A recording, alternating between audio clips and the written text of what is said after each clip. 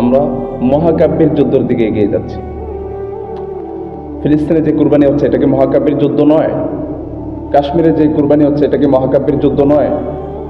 আরাকানে যে কুরবানি হচ্ছে এটা কি মহাকাব্যের যুদ্ধ নয়? ভারতের ভিতরে আমার মুসলিম মাহবুনদেরকে দর দর হত্যা করা হচ্ছে, তাদেরকে দর্শন করা হচ্ছে, এটা কি মহাকাব্যের যুদ্ধ নয়? এটা আমরা মহাকাব্যের যুদ্ধের দিকে এগিয়ে যাচ্ছি। আল্লাহ তাআলা যখন আল্লাহ তাআলা প্রেক্ষাপট তৈরি করতেছে। আপনি দেখেন সিরিয়া প্রায় 100 বছর পর মুসলমানদের আহলে সুন্নাত জামাতের হাতে এসেছে। সিরিয়া 100 বছর পর মুসলমানদের হাতে এসেছে। সিরিয়া সর্বশেষ 1958 সালে উসমানীদের খেলাফতের সময় উসমানীদের হাতে ছিল, উসমানীদের দখলে ছিল সিরিয়া। তারপরে সাইপ্রেন্সরা, রোমান্সরা, তারপর কুফফার শক্তিরা, নিগ্রোবাদীরা সিরিয়া দখল করে রেখেছে। আলহামদুলিল্লাহ প্রায় 100 বছর পর মুসলমানদের হাতে আবার সিরিয়া এসেছে।